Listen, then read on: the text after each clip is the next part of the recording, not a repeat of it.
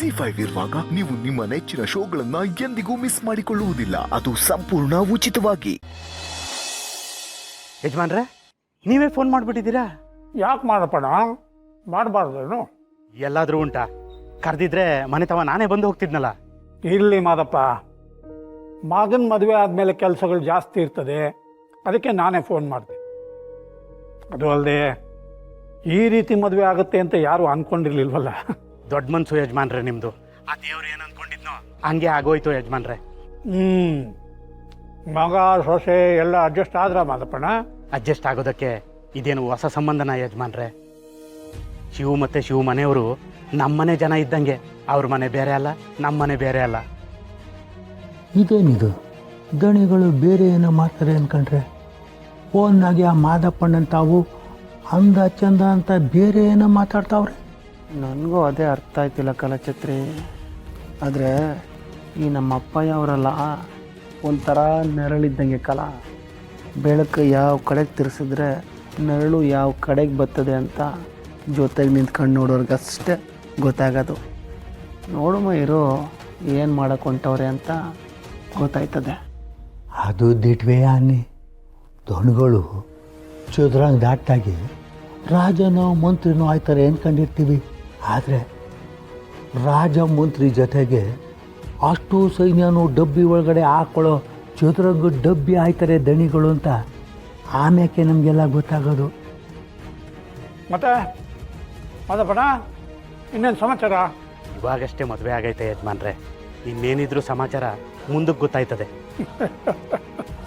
ಅದು ಸರಿನಾ. ಆಮೇಲೆ ಮಾದಪ್ಪಣ್ಣ, ನಮ್ಮ ಪಕ್ಕದವ್ರು ಚೇರ್ಮನ್ ಸಿಕ್ಕಿದ್ರು. ಅವರು ನಿನ್ನ ಬಗ್ಗೆ ಎಲ್ಲ ಕೇಳಿದ್ರು. ನಿನ್ನ ಮಗನ ಮದುವೆ ಆದ ವಿಷಯ ಕೇಳಿ ಭಾಳ ಖುಷಿಪಟ್ಟರು. ಹಂಗೆ ಮಾತಾಡ್ತಾ ಗಂಡು ಏನು ಮಾಡ್ತಾನೆ ಅಂತ ಕೇಳಿದ್ರು. ನನಗೂ ಏನು ಹೇಳೋಕ್ಕೆ ತೋರಿಸಲಿಲ್ಲ, ವಿಚಾರಿಸ್ಬಿಟ್ಟು ಹೇಳ್ತೀನಿ ಅಂತ ಹೇಳಿದೆ. ನಮ್ಮ ಸೀನಾ ಏನು ಕೆಲಸ ಮಾಡೋದು? ಅದು ಯಜಮಾನ್ರೆ. ಯಾಕೆ ಮಾದಪ್ಪಣ್ಣ, ಏನಾಯ್ತು? ಇಲ್ಲ ಯಜಮಾನ್ರೆ, ಅವನು ಯಾವ ಕೆಲಸನೂ ಮಾಡ್ತಿಲ್ಲ. ನಾನು ಹಿಂಗೆ ಕೇಳಿದೆ ಅಂತ ಬೇಜಾರಾಗಬೇಡ ಮಾದಪ್ಪಣ್ಣ. ಅವ್ರು ನನ್ನ ಕೇಳಿದ್ರಲ್ಲ ಅಂತ ನಾನು ನಿನ್ನ ಕೇಳಿದೆ ಅಷ್ಟೆ. ಅದು ಅಲ್ಲದೆ ಮದುವೆ ಆದಮೇಲೆ ಮಗ ಏನು ಮಾಡ್ತಾನೆ ಅಂತ ಕೇಳಿದ್ರೆ ನಿಮಗೂ ಹೇಳೋದಕ್ಕೆ ಒಂಥರ ಅಂತಲೇ ಅನಿಸುತ್ತಲ್ವಾ? ಆದರೂ ಹೇಳ್ಕೊಳಕ್ಕಾದ್ರೂ ಏನೋ ಒಂದು ಕೆಲಸ ಅಂತಿರಬೇಕು. ಏನೋ ಅಂತೀಯ ಮಾದಪ್ಪಣ್ಣ? ಹೋಗ್ಲಿ ಬಿಡು ಮಾದಪ್ಪ, ಹೆತ್ತ ಮಗ ಏನು ಕೆಲಸ ಮಾಡ್ತಿಲ್ಲ ಅನ್ನೋದು ಎಂಥ ತಂದೆಗೂ ಎಷ್ಟು ಸಂಕಟ ಆಗುತ್ತೆ ಅಂತ ನನಗೂ ಗೊತ್ತು. ಒಂದು ಕೆಲಸ ಮಾಡು, ಅವನಿಗೇನು ಕೆಲಸ ಮಾಡೋದಕ್ಕೆ ಇಷ್ಟ ಇಲ್ಲ ಅಂದರೆ ನೀನೇ ಒಂದು ಏನಾದರೂ ವ್ಯಾಪಾರ ಗೀಪಾರ ಹಾಕ್ಕೊಡ್ಬೋದಲ್ವಾ? ಅವನು ಏನು ಮಾಡಬೇಕು ಅಂತಿದ್ದಾನೀಗ? ಮೊದಲೆಲ್ಲ ಜಿಮ್ ಓಪನ್ ಮಾಡ್ತೀನಿ ಅಂತ ಹೇಳ್ತಿದ್ದ. ಆದರೆ ನಾನೇ ಬೇಡ, ದುಡ್ಡೆಲ್ಲ ಹಾಳು ಮಾಡ್ತೀಯ ಅಂತ ಬೈದು ಸುಮ್ಮನಿರ್ತಿದ್ದೆ. ಆದರೆ ಈಗ ಮದುವೆ ಇದ್ದಕ್ಕಿದ್ದಾಗೆ ಆಗೋಯ್ತಲ್ಲ, ಮುಂದಕ್ಕೆ ಏನಾದ್ರು ಯೋಚನೆ ಮಾಡಬೇಕು ಯಜಮಾನ್ರೆ. ಅಯ್ಯೋ ಅಯ್ಯೋ ಅಯ್ಯೋ, ಎಂಥ ಸಮಯದಲ್ಲಿ ನಾನು ನಿನ್ಗೆ ಫೋನ್ ಮಾಡಿದ್ದೀನಿ ಅಂದರೆ ಮಾದಪ್ಪಣ್ಣ, ಒಂದು ಒಳ್ಳೆ ವಿಷಯ ಇದೆ, ಕೇಳಿಸ್ಕೊ. ನಾನು ಇವತ್ತು ಬೆಂಗಳೂರಿಗೆ ಹೋಗ್ತಾ ಇದ್ದೀನಿ. ಅಲ್ಲಿ ನಂಗೆ ಪರಿಚಯ ಇದ್ದವರು ಒಬ್ರು ಇದ್ದಾರೆ, ಭಾರಿ ದೊಡ್ಡ ಡೀಲರು. ಈ ಜಿಮ್ಮಿಗೆ ಬೇಕಾದ ಸಾಮಾನೆಲ್ಲ ಅವರು ಡೀಲ್ ಮಾಡ್ತಾರೆ, ಭಾರಿ ಕಮ್ಮಿ ಕೊಡ್ತಾರೆ. ನನಗೆ ಅಂತ ಹೇಳಿದ್ರೆ 200 ರಿಯಾಯಿತಿಲ್ಲೇ ಕೊಡ್ತಾರೆ. ನಿನಗೇನಾದರೂ ನಿನ್ನ ಮಗನಿಗೆ ಜಿಮ್ ಹಾಕ್ಕೊಡ್ಬೇಕು ಅನ್ನೋ ಆಸೆ ಇದ್ದರೆ ನೀನು ನನ್ನ ಜೊತೆ ಬೆಂಗಳೂರಿಗೆ ಬರ್ಬೋದು. ದೇವ್ರು ಬಂದಂಗೆ ಬಂದ್ರಿ ನೋಡಿ ಯಜಮಾನ್ರೆ. ಯಾರಾದರೂ ನಿಮ್ಮ ಮಗ ಏನು ಮಾಡ್ತಾನೆ ಅಂತ ಕೇಳಿದಾಗ ಅವನು ಏನೂ ಮಾಡಲ್ಲ ಅಂದಾಗ ಆಗೋ ನೋವಿದೆಯಲ್ಲ, ಅದು ಅವನಿಗೆ ಮಾತ್ರ ನೋವಲ್ಲ. ಯಾರಾದರೂ ಶಿವು ಕೇಳಿದ್ರೆ ಅವನಿಗೂ ಕೂಡ ನೋವೇ. ನಾನು ನಿಮ್ಮ ಜೊತೆಗೆ ಸಿಟಿಗೆ ಬರ್ತೀನಿ ಯಜಮಾನ್ರೆ. ನನ್ನ ಮಗನಿಗೆ ಜಿಮ್ ಹಾಕ್ಕೊಡ್ತೀನಿ ಯಜಮಾನ್ರೆ, ಜಿಮ್ ಹಾಕ್ಕೊಡ್ತೀನಿ. ಇದು ನಮ್ಮ ಮಿಲ್ಟ್ರಿ ಮಾದಪ್ಪಣ್ಣ ಅಂದರೆ. ಒಬ್ಬ ಅಪ್ಪನಾಗಿ ಮಗನ ಬಗ್ಗೆ ಎಷ್ಟು ಜವಾಬ್ದಾರಿ ತಗೋತಿದೆಯಾ ನೋಡು.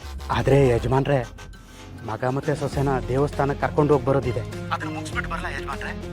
ಪೂಜೆ ಗೀಜೆ ಎಲ್ಲ ಮುಗಿಸ್ಕೊ, ಆಮೇಲೆ ಪುರ್ಸೊತ್ತು ಮಾಡ್ಕೊಂಡು ಫೋನ್ ಮಾಡು ಮಾದಪ್ಪಣ್ಣ. ಇವತ್ತು ಹೋಗ್ಬಿಟ್ಟು ನಾಳೆ ರಾತ್ರಿ ವಾಪಸ್ ಬರೋಣ.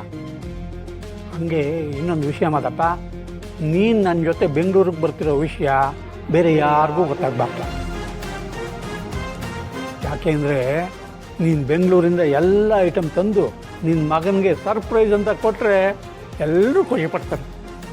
ಜೊತೆಗೆ ನಮ್ಮ ಶಿವಗೂ ಖುಷಿ ಆಗುತ್ತೆ. ನೀವು ಹೇಳೋದು ನಿಜ ಯಜಮಾನ್ರೆ. ಈ ವಿಷಯನ ಯಾರಿಗೂ ಹೇಳಿರಲ್ಲ. ಬೆಂಗಳೂರಿನಲ್ಲಿ ಸ್ವಲ್ಪ ಕೆಲಸ ಇದೆ ಅಂತ ಹೇಳಿ ಬರ್ತೀನಿ. ಒಳ್ಳೇದಪ್ಪ, ಫೋನ್ ಇಡ್ಲಾ? ಹ್ಞೂ ಯಜಮಾನ್ರೆ.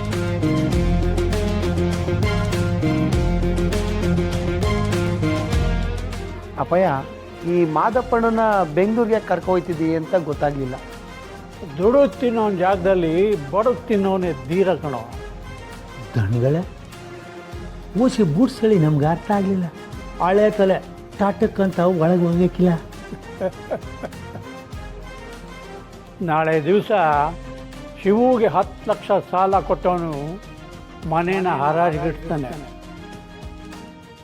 ಶಿವು ಮನೆ ಹರಾಜಿಗಿದೆ ಅನ್ನೋ ವಿಷಯ ಮಾದಪ್ಪಂಗೆ ಗೊತ್ತಾದರೆ ಅವನು ಎಲ್ಲೇ ಇದ್ರೂ ಬಂದು ದುಡ್ಡು ಬಿಸಾಕಿ ಶಿವು ಮನೆ ಉಳಿಸ್ಕೊಡ್ತಾನೆ. ಮಾದಪ್ಪನೇ ಅಲ್ಲಿಲ್ಲದೆ ಇದ್ದರೆ ಶಿವುಗೆ ಸಹಾಯ ಮಾಡೋಕ್ಕೆ ಯಾರು ಬರ್ತಾರೆ? ಅದಕ್ಕೆ ಮಾದಪ್ಪ ಶಿವುಗೂ ಸಿಗಬಾರ್ದು, ಶಿವು ಮಾದಪ್ಪಂಗೂ ಸಿಗಬಾರ್ದು. ಮಗನೇ, ನಾಳೆ ಮಾದಪ್ಪನ ಬೆಂಗಳೂರಿಗೆ ಕರ್ಕೊಂಡು ಹೋಗ್ತಿದ್ದೀನಿ. ಅವನ ಮೊಬೈಲ್ಗೆ ಯಾವುದೇ ರೀತಿ ಫೋನ್ ಬರದೇ ಇರೋ ಹಾಗೆ ನೋಡ್ಕೊಳ್ಳೋ ಜವಾಬ್ದಾರಿ ನಿಂದು. ನಾನು ನೋಡ್ಕೋತೀನಿ ಬಿಡಪ್ಪಯ್ಯ. ಈ ಸರಿ ನಾವು ಇಡೋ ಗುನ್ನಕ್ಕೆ ಆ ನನ್ನ ಮಗ ಶಿವ ಮಾತ್ರ ಅಲ್ಲ, ಇಡೀ ಅವನ ಮನೆನೇ ಸಿಗ್ದು 2 ಓಳಾಗ್ಬಿಡ್ಬೇಕು. ಅಪ್ಪ ಮಕ್ಕಳು ಅಂದರೆ ಹೆಂಗಿರ್ಬೇಕು ನೋಡಿ. ಅಪ್ಪ ಆಲದ ಮರ ಆದರೆ ಮಗ ಮಾವನ ಮರ. ಒಟ್ನಾಗೆ ಶಿವ ಮನೆ ಸುಡೋಕ್ಕೆ 2 ಮರಗಳು ಉಪಯೋಗಕ್ಕೆ ಬರ್ತವೆ.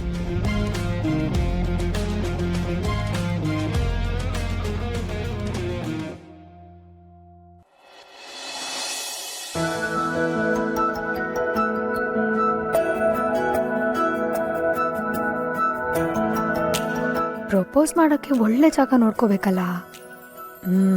ನಮ್ಮ ರಾಣಿ ಗೊತ್ತಿರತ್ತೆ. ಅವತ್ತು ಒಳ್ಳೆ ಲೊಕೇಶನ್ ಕರ್ಕೊಂಡು ಹೋಗಿದ್ಲು.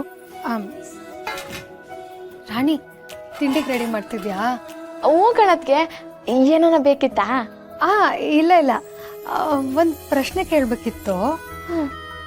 ಈ ಊರಲ್ಲಿ ಒಂದೊಳ್ಳೆ ಲೊಕೇಶನ್ ಅಂದರೆ ಒಂದೊಳ್ಳೆ ಚೆನ್ನಾಗಿರೋ ಜಾಗ ಅಂದರೆ ಯಾವ್ದನ್ಸತ್ತೆ ನಿಂಗೆ? ಅದಕ್ಕೆ ಇಡೀ ಊರಲ್ಲೇ ಒಳ್ಳೆ ಜಾಗ ಅಂದ್ರೆ ನಮ್ಮ ಮನೆ ಕಣದ್ಗೆ. ರಾಣಿ, ಅದು ನಂಗೆ ಗೊತ್ತು. ಆದರೆ ಎಲ್ಲಾದರೂ ಹೋಗಬೇಕು ಅನ್ಸಿದ್ರೆ ಇಬ್ಬರೇ ಕೂತು ಸಪ್ರೇಟಾಗಿ ಮಾತಾಡೋದಕ್ಕೋ ಅಥವಾ ಇಬ್ಬರೇ ಕೂತು ನೆಮ್ಮದಿಯಾಗಿ ಟೈಮ್ ಸ್ಪೆಂಡ್ ಮಾಡೋದಕ್ಕೋ ಈ ಥರ ಪ್ರೈವೇಸಿ ಇರೋ ಜಾಗ ಅಂದರೆ ಯಾವುದಿದೆ? ಓಹೋ, ಹಂಗಾರೆ ಅತ್ತಿಗೆ ಅಣ್ಣಂಗೆ ಗ್ಯಾರಂಟಿ ಇರುತ್ತೆ ಹೇಳ್ಕೊತಾಳೆ ಅನ್ಸ್ತೈತೆ. ಅದ್ಕೆಯ ಇಬ್ರೇ ಹೋಗೋದು ಅಂತ ಒತ್ತಿ ಹೇಳ್ತಾವಳೆ. ಕಣದ್ಗೆ 2 ಜಾಗವೇ. ಒಂದು ನದಿ ತೀರದಾಗೆ ಒಂದು ದೇವಸ್ಥಾನ ಐತೆ, ಬೋಸ್ ಅಂದಾಗ ಐತೆ.